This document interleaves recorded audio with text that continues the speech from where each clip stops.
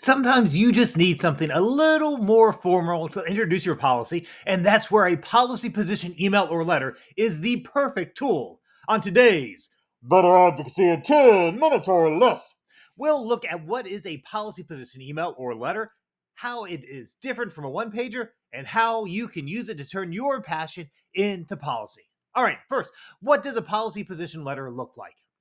Honestly, it looks like an old school letter, like what you learned to write in elementary school. They still teach that, right? I mean, it's been a few years for me. It's not graphic centric, and it uses sentences and paragraphs to convey its message. Sure, you can have an infographic in it if you want it, but that's not necessary. It's a formal letter to communicate an idea. So, when do I use it, and why wouldn't I just use my one pager? I love a good one pager, but sometimes you need the formality of a letter. You can still use the one pager, and you can think of the policy position letter as like the cover letter to your resume. That's the one pager. It lays out in narrative form what your policy is and what you want the legislator to do. All right. Now that you know the difference between a one pager and a policy position email, let's get into how to create a policy position email or letter that works. First, know your goal.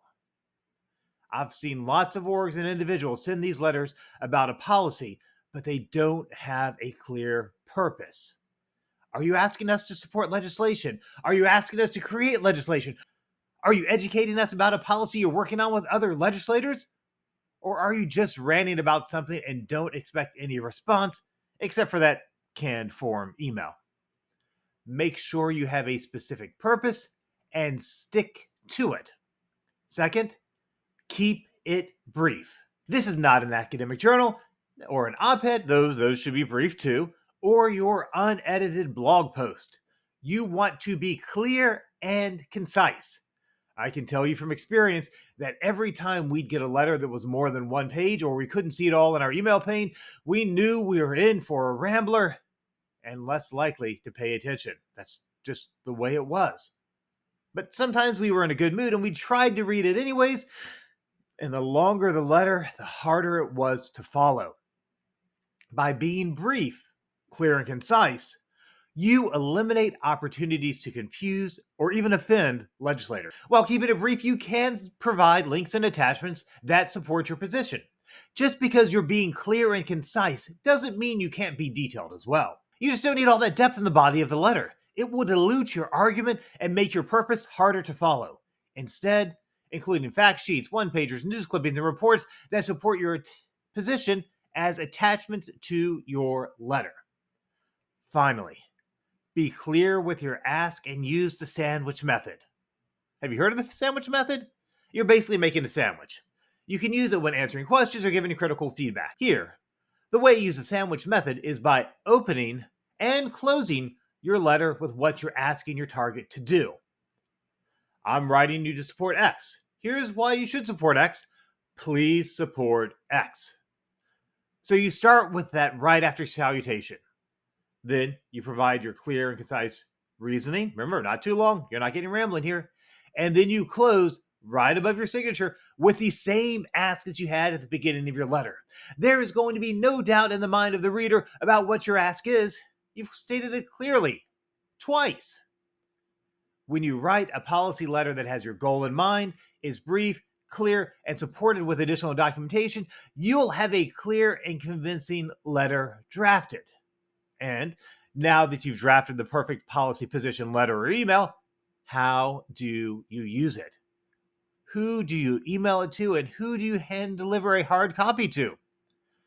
Think of this as your introduction letter to legislators.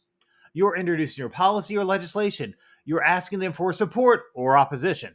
You want to be impactful and strategic. You can get these out by email or in print. Now, email allows you to send it to everyone. Before session, this is like you planting your flag in the ground and claiming this issue as one that is important to you, your constituents, and your legislators' constituents. Even if it's not a policy area the legislator is interested in or serves on the committee that will hear it, it does raise the general profile. Email is fast and easy. But the ease of email has led to its overuse. And messages that come in by email only are sometimes easy to overlook. So, for those legislators that are on the committees that will address this policy, or those that have been in support or opposition to your policy in the past, they should get a hard copy. This will show them that this is important. Because of the ubiquity of email, a paper letter carries a certain gravitas. It feels more significant, even if it's the exact same thing that came through their email. And if you can tie in the delivery of this letter with an in-person meeting, even better. When used effectively, a policy position letter or email will raise your policy and your organization while moving legislators to action.